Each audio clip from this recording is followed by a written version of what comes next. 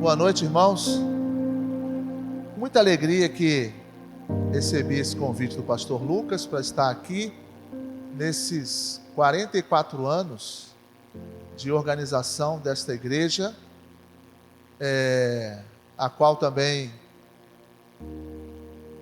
em 2010 passei por aqui, fui membro dessa igreja até 2012. A nossa passagem foi muito rápida, mas edificante para nós e para a nossa família. E quando o pastor Lucas nos convidou, prontamente nós aceitamos, porque o mais importante é estarmos pregando a palavra de Deus, glorificando a Ele, exaltando o nome dEle, e também estar numa igreja a qual eu fui acolhido juntamente com a minha família, e foi um tempo de refrigério, um tempo onde também nós aprendemos, abençoamos, creio eu, e também fomos muito abençoados. Então é com grande alegria que nós aceitamos esse convite. A igreja que tem a minha idade, 44 até sexta-feira, porque eu faço 45 na sexta-feira. Também sou de setembro, pastor Lucas. Também sou de setembro. Só gente boa. E nós ficamos gratos aí por essa oportunidade de estarmos com os irmãos. Vim acompanhado, trago um abraço da nossa igreja. A nossa igreja é ali em Campo do Coelho, filha desta igreja. Já estamos ali há 13 anos. Vamos completar no dia 11 de setembro, 13 anos ali na igreja. E tem sido um momento muito agradável, um momento de aprendizado, um momento também de nós estarmos a cada dia vendo o poder e o mover do nosso Deus. Vim acompanhado da minha família, trazendo um abraço também da igreja, e quero também apresentar. A maioria, creio eu, que conhece a minha esposa e também conhece as minhas filhas, mas outros não conhecem. Então gostaria que ficassem em pé. Daniela, minha esposa, e Thalita e a Júlia. Obrigado, Deus abençoe. Eu sou uma pessoa muito feliz, irmãos. Deus é muito bom comigo, muito gracioso.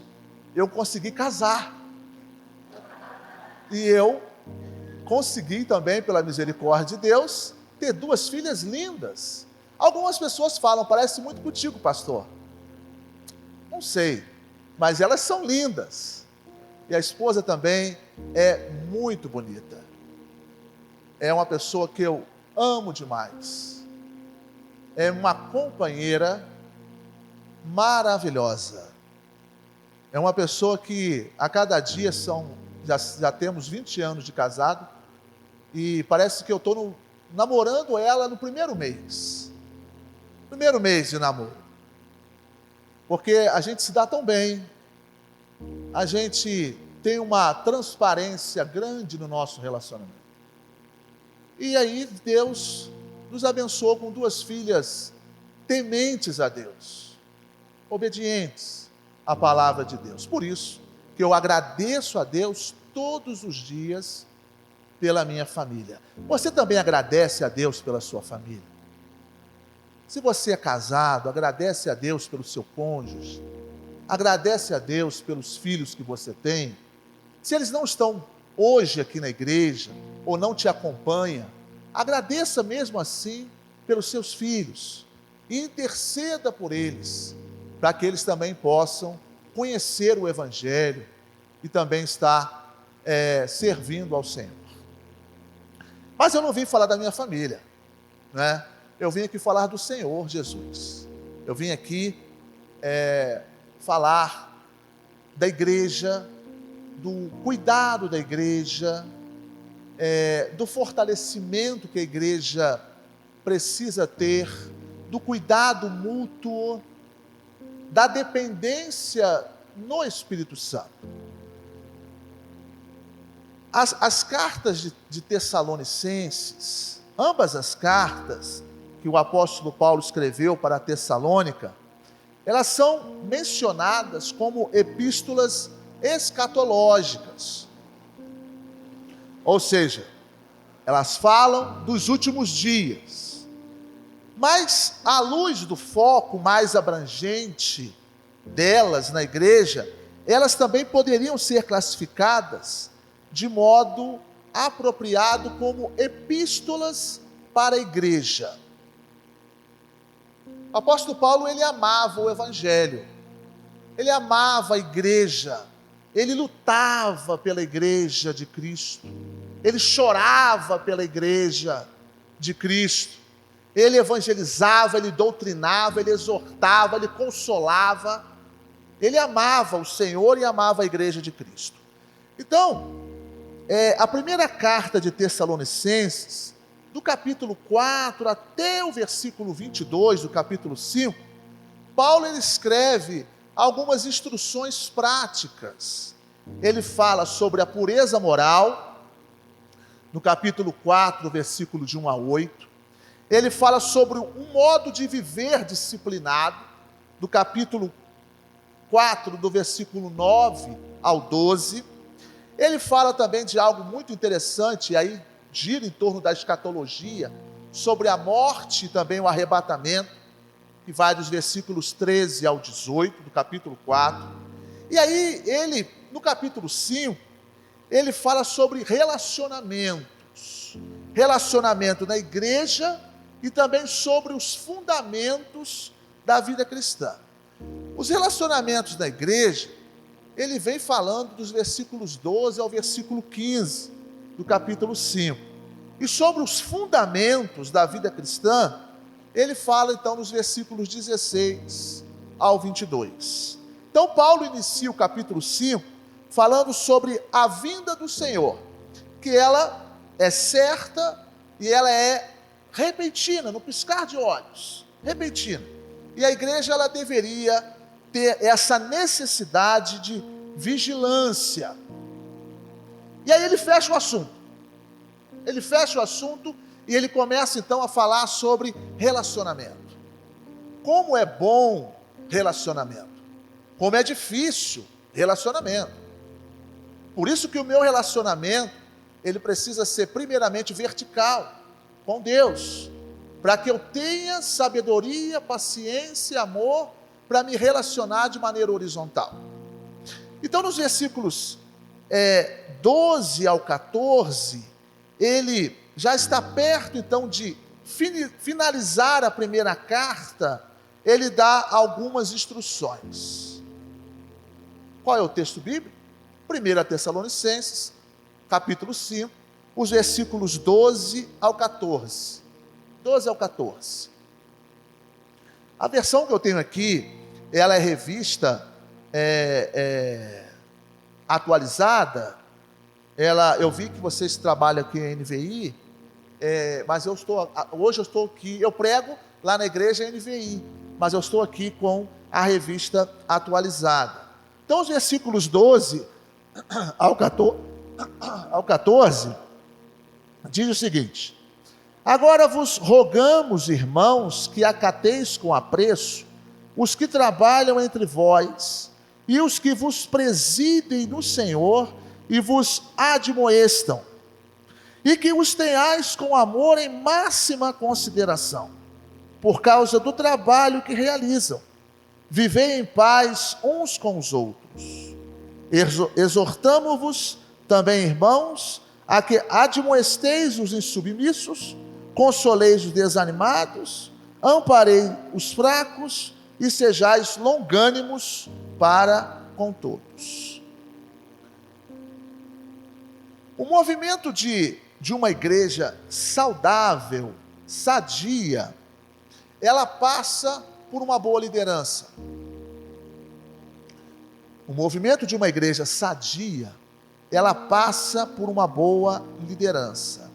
E nós vemos aqui o apóstolo Paulo, como eu disse anteriormente, ele vem falando sobre vários assuntos e ele entra então na área de relacionamento. Relacionamento na igreja. E no versículo de número 12, ele inicia com a expressão rogar, pedir, com insistência, suplicar. E ele parece que por ele amar o Evangelho, por ele amar a igreja de Cristo, ele faz uma súplica, e ele faz uma petição com uma certa insistência, E o que ele mostra é o seguinte: agora vos rogamos, irmãos, ele fala para a igreja, que acateis com apreço os que trabalham entre vós e os que vos presidem no Senhor e vos admoestam. Ele começa iniciando falando para a igreja: igreja, procure conhecer o seu pastor suficientemente bem para ter uma apreciação particular por ele e respeite-o pelo seu valor.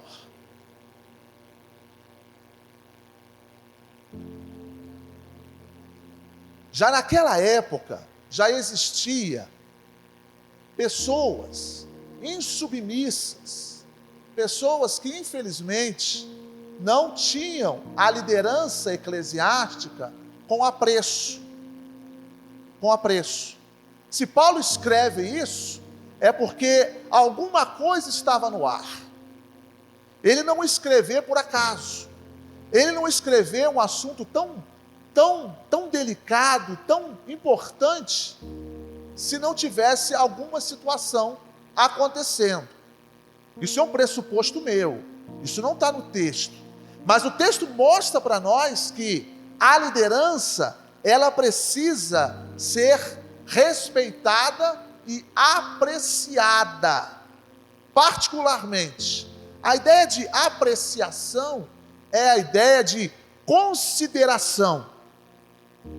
Ele é o meu líder, ele é o meu pastor, ele é aquela pessoa que está aqui, Deus o enviou. Então nós precisamos considerar isso e precisamos respeitar a liderança eclesiástica. Por que eu preciso respeitar a liderança eclesiástica? O texto também me responde que o trabalho do pastor, ele é resumido aqui em 3 verbos. Ele descreve aqui o trabalho do líder. Qual é? Versículo 12 mostra isso para nós. O trabalho dele é presidir no Senhor.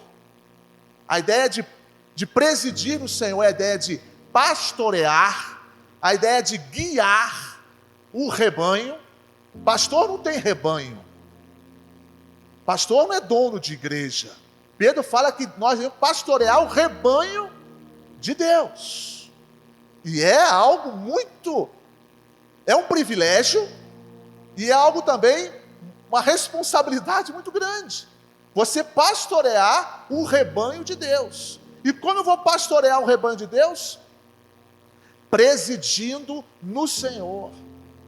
Versículo 12 fala aqui, um outro verbo importante. Ele fala trabalhar entre vós. Ou seja, o pastor ele precisa estar ali com o rebanho. Chorar com os que choram, alegrai-vos com os que se alegram. Se tem churrasco, chama o pastor. Chama o pastor. Mas se também tem problema, chama o pastor. Se tem crise, chama o pastor. Se tem problema, chama o pastor. Se tem churrasco, chama o pastor. Então, essa ideia de trabalhar entre vós, a igreja apreciar a liderança, e o líder também está junto com a igreja, no mesmo barquinho. Se afundar, vai afundar todo mundo. Se queimar, vai queimar todo mundo. Isso é trabalhar entre vós. O presidir no Senhor é proclamar a palavra de Deus, é anunciar o Senhor. Esse espaço que é nos dado,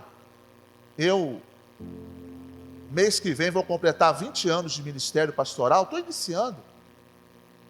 Comecei aí essa jornada com 24 anos, e logo já iniciando o ministério pastoral, se tiver que fazer tudo de novo, eu faria tudo de novo. Eu aceitaria os desafios. Não são fáceis, são difíceis. Mas quando nós presidimos no Senhor, nós pastoreamos no Senhor, nós guiamos o rebanho de Deus, tudo se torna mais leve e a nossa consciência fica mais tranquila. O trabalhar entre vós, eu já disse, é chorar com os que choram, é alegrai-vos com os que se alegram. Mas também tem outro verbo aí. Tem outro verbo que fala da admoestação. E essa admoestação também é necessário no Senhor, que é você ensinar a verdade a respeito da palavra de Deus. A liderança, ela precisa anunciar a verdade. Se o liderado vai ficar arrepiado, vai ficar inimigo do líder, vai ficar chateado, revoltado, mas você, líder, anunciou a verdade. Você proclamou a verdade. Você falou a verdade. Com amor, mas você disse assim: assim diz o Senhor. A palavra de Deus diz isso. E você está fazendo isso. Então você não está de acordo com a mensagem de Deus. Você admoestou no Senhor, com amor, disse a verdade a respeito da palavra de Deus. E aí o versículo 13 mostra para nós como a liderança deve considerar esse líder que preside, que trabalha entre vós e que te admoesta no Senhor. Como eu devo considerar esse líder? Como eu devo? Está na Bíblia. Como eu devo? Versículo 13. Em grande estima e amor, em máxima consideração. Ele é meu líder. Ele preside no Senhor. Ele trabalha entre vós. Ele chora com os que choram. Ele se alegra com os que alegram. Ele admoesta no Senhor. Então eu respeito e tenho mais em autoestima ou em máxima consideração. Porque essa liderança trabalha para o Supremo Pastor, de modo que vocês, no caso liderados, devem submeter-se a essa liderança para que o quê? Versículo número 13 fala, para que nós possamos viver em paz uns com os outros. Quando há essa harmonia entre o liderado e o líder, aonde o líder, ele preside no Senhor, trabalha entre vós no Senhor, admoesta no Senhor, a liderança então acata com apreço, em mais autoestima, em mais alta consideração, e há o quê? A harmonia, a paz. Porque esse cuidado mútuo, esse relacionamento, ele existe. Então, há paz entre vós. Só que um versículo, ou melhor, o raciocínio do apóstolo Paulo não termina aqui. Ele vai no versículo 14, e ele fala diretamente com a igreja. O que a igreja deve fazer? Ele sai daquela orientação de relacionamento entre líder e liderado, e agora ele fala diretamente à igreja. Exortamo-vos também, irmãos, a que admoesteis os insubmissos, consoleis os desanimados, amparei os fracos e sejais longânimos para com todos. Versículo 14, ele fala especificamente, claramente, sobre o cuidado mútuo, a mutualidade. No versículo 14 ele fala que nós devemos, a igreja, o pastor ele sai de cena no sentido que ele quer falar diretamente para a igreja, porque ele já falou de relacionamento, liderança e líder. E aí ele vai no versículo 14, ele fala o cuidado uns com os outros. E aí ele usa uma palavra. Ele usa exortamos, ou seja, aconselho vocês, irmãos. Lá ele usou a expressão rogar, suplicar, pedir com insistência. Aqui ele usa exortar, no sentido de aconselhar vocês, irmãos. Nessa caminhada ministerial, e também a nossa caminhada de igreja, eu tive a oportunidade de me batizar com 9 anos de idade, criado no Evangelho. Nessa caminhada de igreja, a gente sabe que dentro da igreja local, existe diferentes pessoas. Nós temos aquela pessoa que ela é simpática ao Evangelho. É um bom ouvinte. Ela gosta de uma boa palavra. Ela gosta de um bom ministério de louvor. Ela gosta de vir à igreja, principalmente quando, como minha mãe fala, as correias apertam.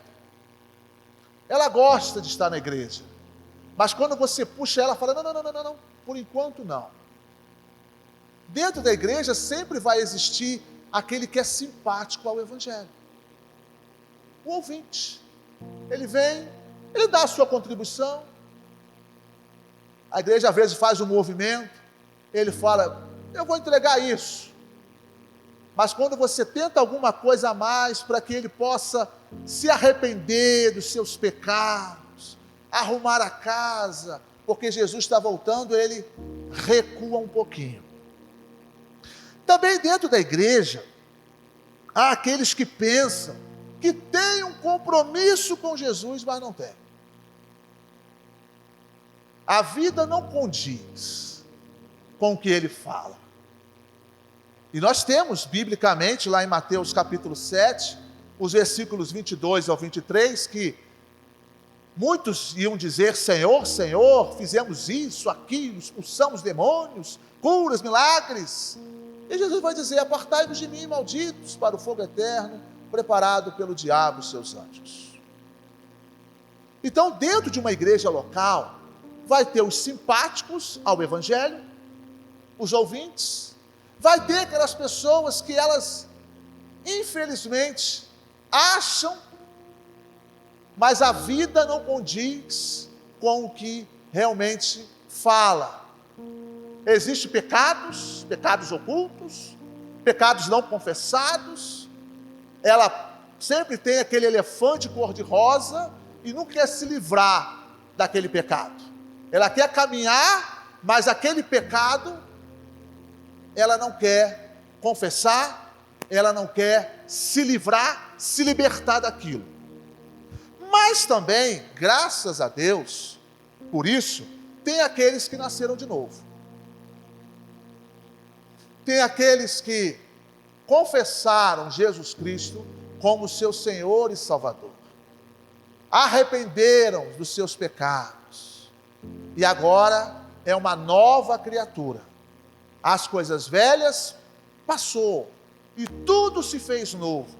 Essas pessoas, elas nasceram de novo, mas elas estão em momentos diferentes na jornada. E é isso que Paulo quer dizer aqui. Ele fala para uma igreja de pessoas que tinham convertidas, e ele fala para essas pessoas que nasceram de novo, mas que elas estão, umas na introdução do livro, outras elas estão no meio do livro, e outras estão já na conclusão.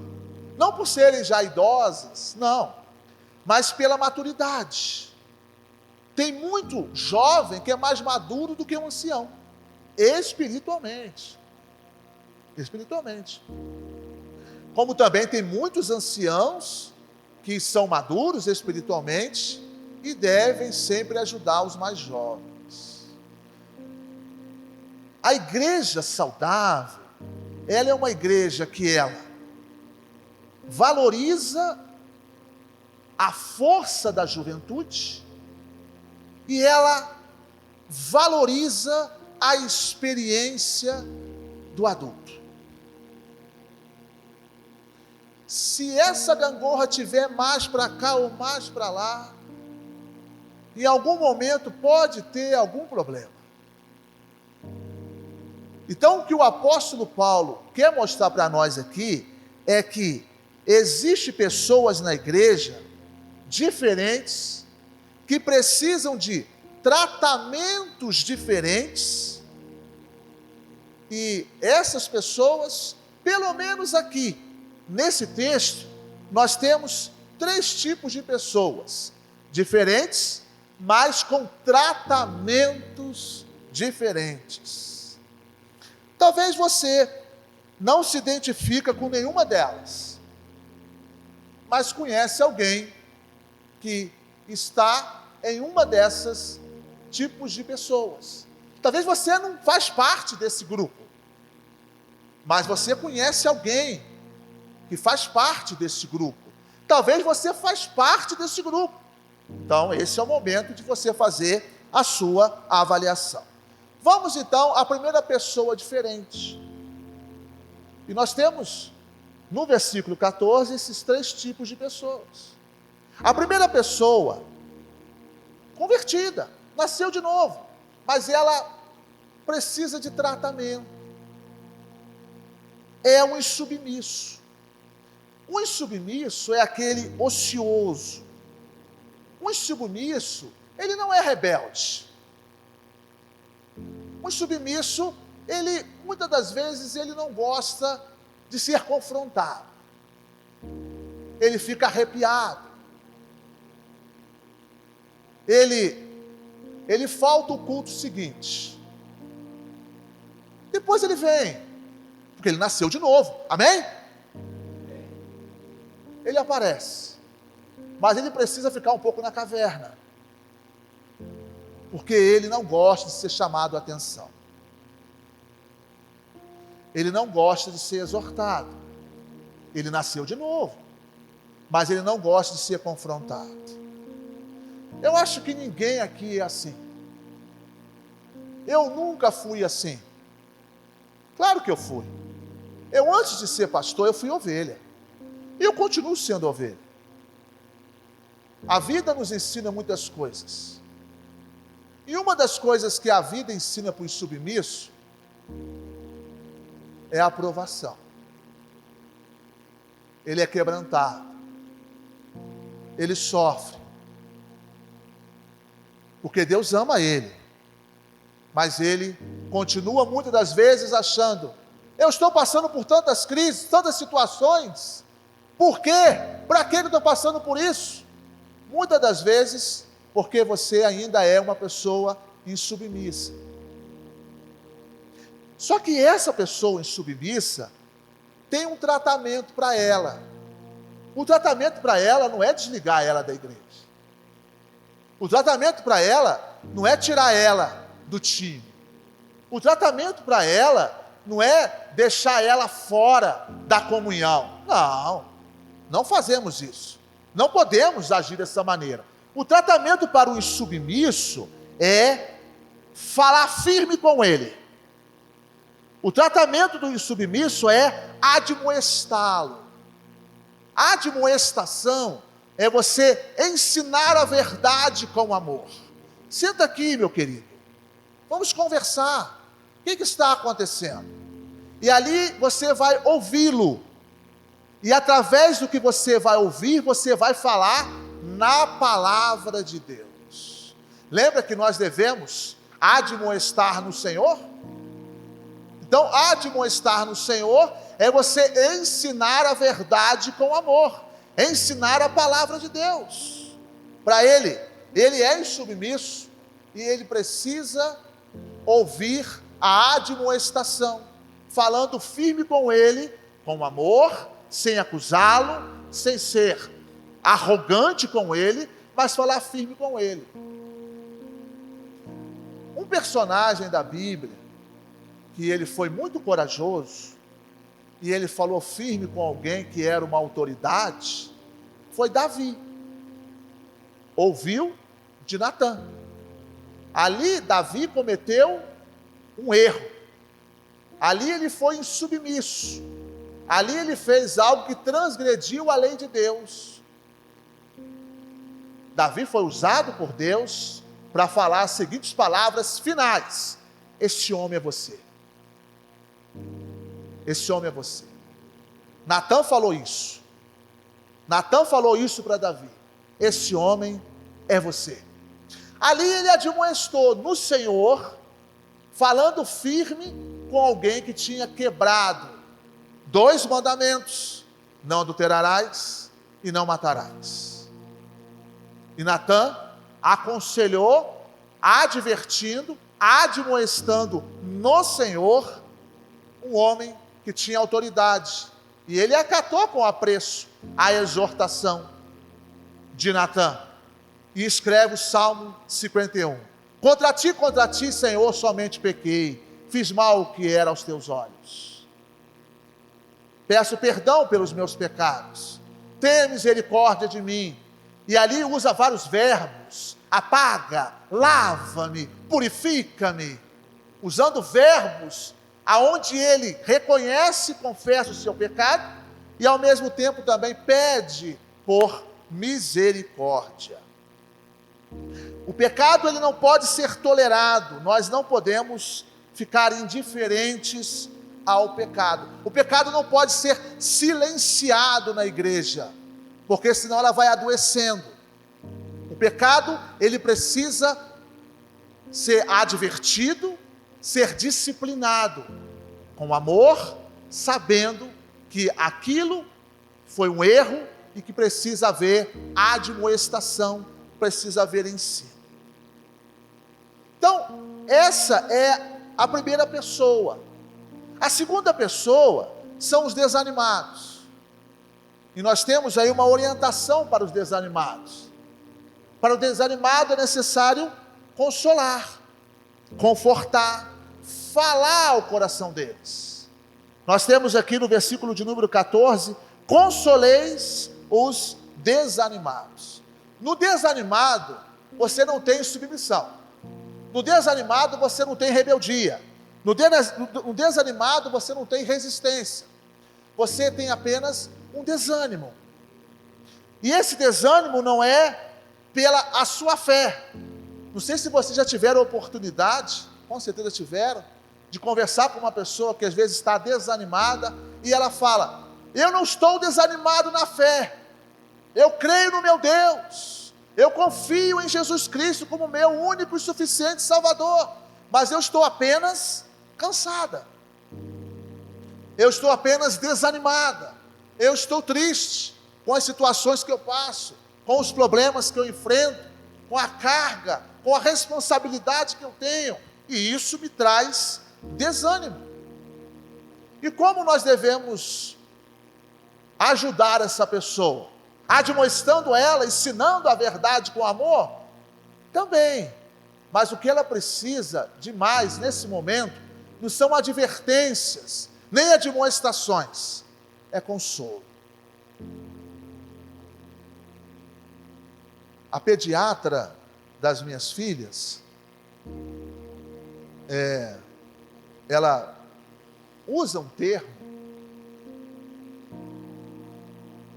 quando a gente sai do consultório, ela fala: doutora, tá tudo bem então? Tá tudo bem, só denguinho e colo. Muitas das vezes, o que esse desanimado precisa é de denguinho e colo. E aí a igreja precisa ter discernimento para isso. Porque nós não temos, muitas das vezes, sensibilidade. e não conseguimos discernir se a pessoa é insubmissa ou se é um desânimo. Porque se é insubmisso, ela precisa ser admoestada. Agora, se é um desanimado, ela precisa ser consolada. Essas pessoas, elas precisam de palavras encorajadoras. O Salmo 42, o versículo 5, mostra para nós algo muito interessante. Por que estás abatida, ó minha alma? Por que te perturbas dentro de mim? Espera em Deus, pois ainda o louvarei, a Ele meu auxílio e Deus meu. Esse versículo do Salmo 42 mostra para nós o que fazer quando nós estamos desanimados. Nós precisamos esperar em Deus. Esperar em Deus não é cruzar os braços e ficar aguardando a vinda de Deus. Esperar em Deus é você se relacionar com Ele a cada dia, aguardando em Deus, mas se relacionando com Ele diariamente. O esperar em Deus é nesse sentido. Existe piedade, existe dependência e existe devoção. Se pudermos já colocar piedade e devoção sendo a mesma coisa, piedade e dependência no Senhor. O esperar em Deus mostra exatamente isso. Aonde você precisa aguardar no Senhor, levar essa palavra para aquele que está desanimado, encorajá-lo a esperar no Senhor. Ele não quer advertências, ele não é rebelde, ele não é insubmisso, ele é apenas uma pessoa que está cansada. Talvez por um luto, talvez por um afastamento do trabalho, talvez uma enfermidade, talvez o desemprego. Ele está triste, e com isso veio o desânimo. Ele não é um homem de pouca fé, uma mulher de pouca fé, ele apenas está cansado, está vivendo uma situação de cansaço, de esgotamento, e a igreja precisa discernir isso. O cuidado mútuo me leva a enxergar o desanimado e a encorajá-lo. O Salmo 77, o Salmo de Asaf, gosto muito de Asaf, porque Asaf, ele apresenta para nós um quadro de depressão, algo que isso tem se tornado rotineiro nos nossos dias. Então ele apresenta para nós um quadro de depressão, em alguns dos salmos dele, e ele apresenta também a esperança para um quadro de depressão. O Salmo 77, o versículo 2 e 3 falam: no dia da minha angústia, eu procuro o Senhor. Olha quem ele procura no dia da sua angústia. Salmo 77, o versículo 2 e 3. Ele procura o Senhor. A primeira coisa que ele procura é o Senhor. Quem você procura no dia da sua angústia? O que você procura quando você está angustiado? Existem pessoas que elas querem comprar roupa, que elas querem gastar, elas querem preencher esse vazio com coisas materiais, soluções baratas e temporárias. Asaf ensina para nós quem devemos procurar no dia da angústia: procurar o Senhor. Então, para a pessoa desanimada, ela precisa ser encorajada em meio à sua tristeza, à sua angústia, a procurar o Senhor. A procurar o Senhor. E ela pode dizer assim: mas eu procuro o Senhor. E nós podemos dizer para ela: continue buscando o Senhor, porque Deus, na nossa angústia, Ele é o nosso refúgio, é o nosso socorro presente no momento da nossa angústia. Nós podemos consolar com um abraço, nós podemos consolar com um olhar, nós podemos ajudar o desanimado, encorajando-o. A última pessoa que ele mostra para nós aqui é o fraco. E o fraco, a orientação que ele nos dá aqui é você ampará-lo. O fraco você ampara, o fraco você acolhe, o fraco você auxilia. Romanos capítulo 14, os versículos 1 e 3, o apóstolo Paulo escreve o seguinte: acolhei o que é fraco na fé, porque Deus o acolheu. Então nós fazemos esse acolhimento porque Deus fez e faz. Então, se Ele faz, a igreja precisa fazer também. Ela precisa acolher o fraco. O fraco é aquele que ainda ele está oscilando na fé. Ele está patinando. Você conversa com ele, 10 palavras, meia dúzia ainda são palavras torpes. As outras são palavras que ainda ele está conhecendo. O vocabulário dele está mudando ainda.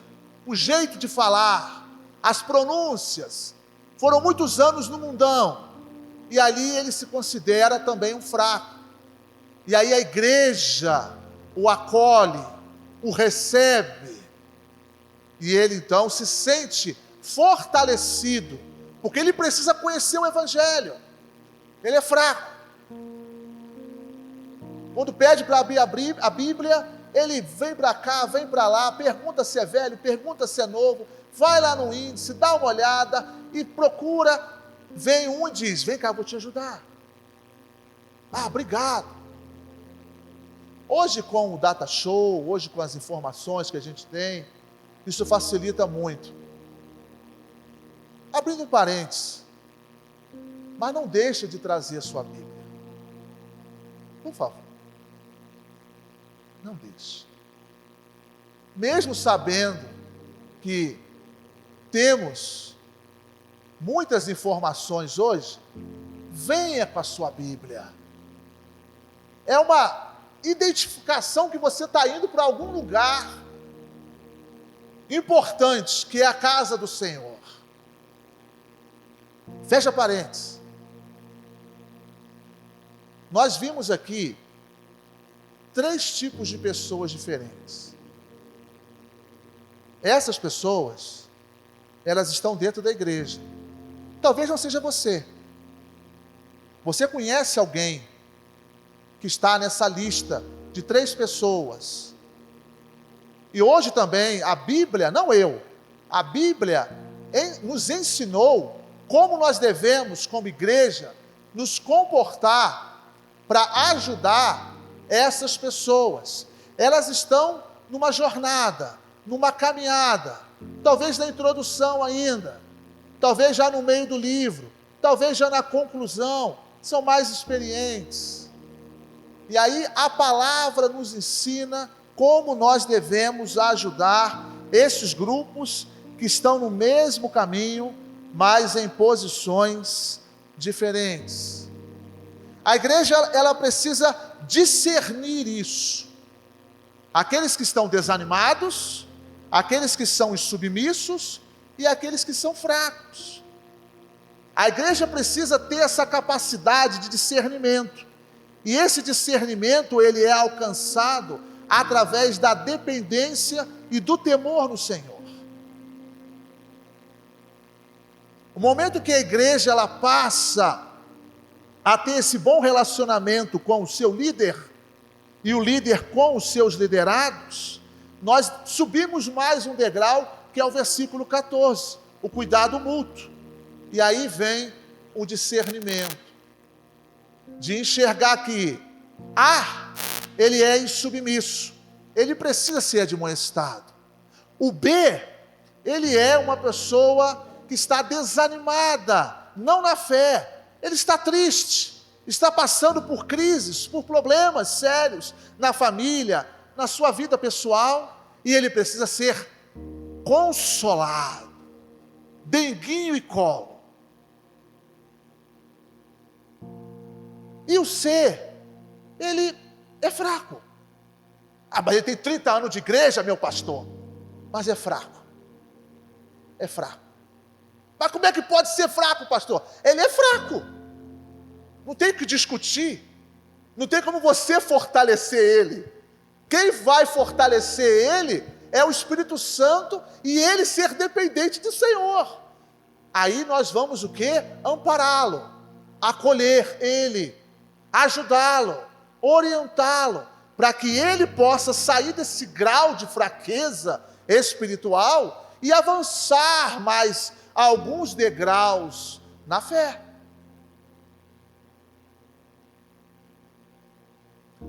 O texto termina aqui. Eu posso fechar a minha Bíblia e me sentar? Vocês estão prestando atenção? Então, o texto termina aqui? Não! O que o texto fala? Tenham paciência com quem? Com todos. Todos quem? O insubmisso, o fraco e o desanimado. Não é fácil ser paciente, né? É tenso ser paciente. A nossa vontade, às vezes, é tentar, de maneira muito amorosa, abrir a boca do indivíduo e colocar a Bíblia lá dentro. Mas não podemos fazer isso. Podemos ser presos, né? Podemos sair da igreja. Podemos ser desligados da igreja. Se é caso for o pastor, como é que o pastor faz um negócio desse? É claro que não podemos fazer isso. Mas o que nós precisamos fazer é ter paciência. Você não compra a paciência. Você não acha ela no Atacadão. E nem no Serra Azul. Você adquire ela na dependência no Senhor. Ela faz parte do fruto do Espírito Santo. E você adquire ela temendo e sendo dependente de Deus. A liderança precisa ser paciente. Os liderados precisam ser pacientes com a liderança. E os liderados precisam ser pacientes um com o outro. Senão, a casa cai. Não vai para frente. Não tem saúde. Só incha. Só incha. Não há crescimento saudável. Então a paciência, ela é fruto de uma dependência com Deus. Se você conhece algum insubmisso, admoesta-o com paciência. Se você conhece uma pessoa que está desanimada, vive chorando. Vive chorando. Não ignore ela. Console ela. E tenha paciência com ela. Ah, só vive chorando na igreja. Só vive chorando. Console ela e tenha paciência com ela. Se você conhece um fraco na fé, acolhe ele. Abrace ele. Convide ele. Ele está iniciando a sua jornada. Ou se já está há muito tempo, mas ainda está patinando. Abrace, ajude-o, ampare-o, sempre com paciência. Relacionamento, nós precisamos ter paciência. Se não tivermos paciência, a coisa não vai para frente. Não anda. Não anda. É no casamento, é na criação de filhos, é no trabalho, é na igreja também. É necessário ter paciência para que a igreja possa crescer de maneira saudável, fortalecida e glorificando ao Senhor a cada dia. Deus abençoe-nos.